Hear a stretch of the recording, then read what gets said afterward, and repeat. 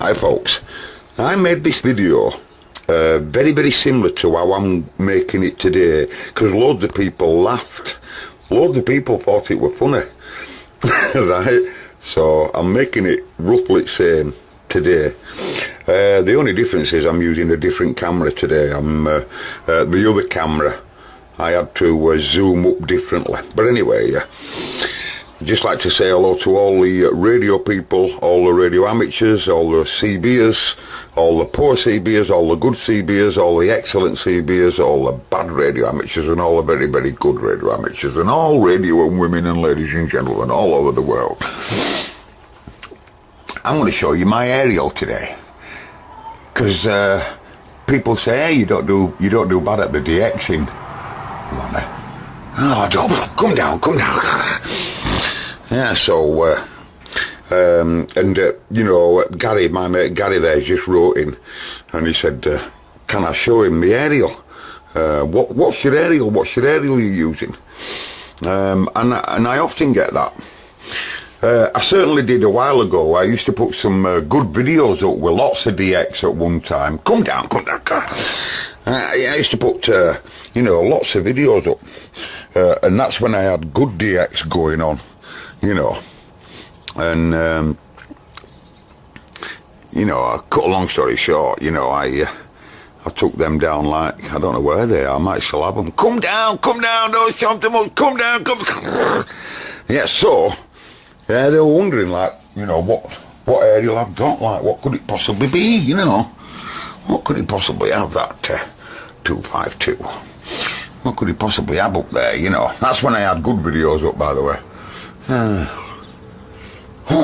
that looks like a feeder, does that, doesn't it? That looks like a 213 to me, does that, folks? Come down here, I can show them too much, make the video spread out. Some people are on USB sticks where they're downloading the data bit by bit and they're having to paper it. They can paper it. Some of these ISP companies, they need more money. So for you ISP companies, I'll make the video drawn out so that those people that's on dial-up type speeds really only find out what it is right at the back end. It's selfish bloody swine. I wonder what it could be though, that antenna. Just wonder, Do you wonder? Oh, no, that's just an overflow waste pipe, isn't it? Oh, I can see a T. Oh, I can see another T there. Oh, there's definitely a T. Go on, get them right under. You see, that'll surprise you. I'll bet you 100 quid. Zoom up to it then, Vanny lad, because I'm going to show you something that might blow you away. Can we go for a take two? Hi folks, welcome to take two. Now then, you can see there that that's just a T&K on side gable, right? And taking a notice of that aerial, I put that aerial 15 years ago. I got it from a school, and we're in a group 4 area here. We do not need high gain TV aerials like that.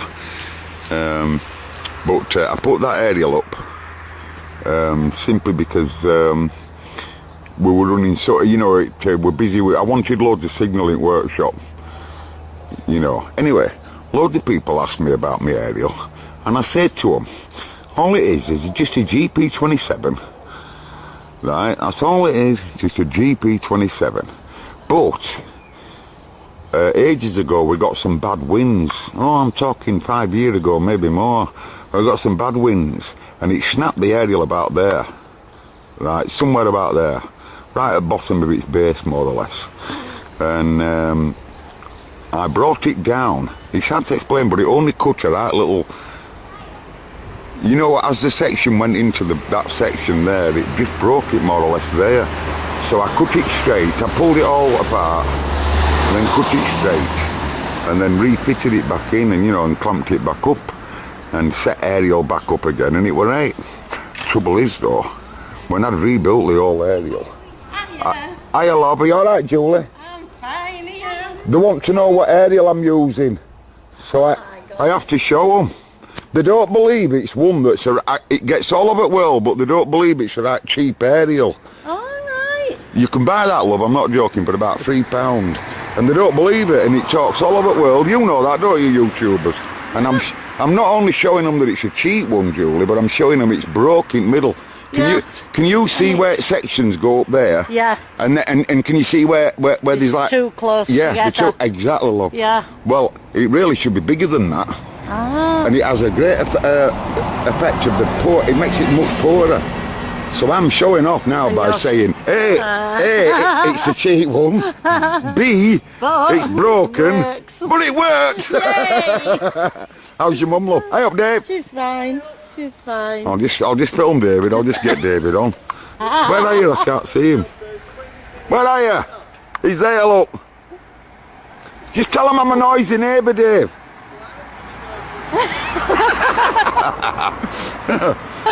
That's my favourite neighbour there. But I give her £5 to say that. Anyway, say goodbye. Just put this in at back end, ladies and gents, because there are people coming up talking to me. I forgot to tell you the tale about the aerial. My mum used to be a caretaker, believe it or not. I tell you, DIY must be in our family. And that aerial came from a school at Wyke. I think they called it Bank Foot.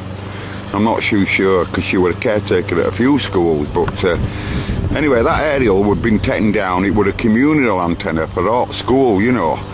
High gain. As I say, we don't really need it, but I put that up there years ago. Then water got into the feeder, as you can see it, coming down the roof there. I put a new feeder up years ago that went down the back of the house, believe it or not.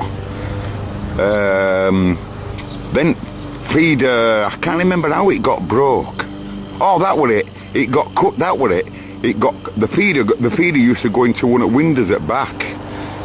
And then they put new windows in the house. And when they put new windows in the house, the cable was just dangling around then.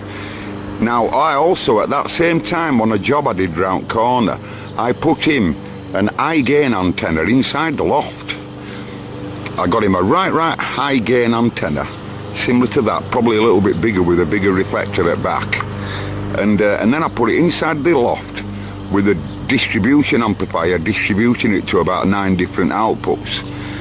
And with no attenuation in feeder, and what a picture it produced on every room. I said, that's the way to go. Your aerial's not into elements, your feeder's not into elements, and everything's internal. So that's what I did about 10 years ago. And so we have a high gain one in there, and it's brilliant. So, you know, that's why that looks as rough as it does, like, because I suppose it's just waiting to collapse. It probably does still work, but feeder will want replacing. I wonder whether it does. Tant brought a signal down there for a long time.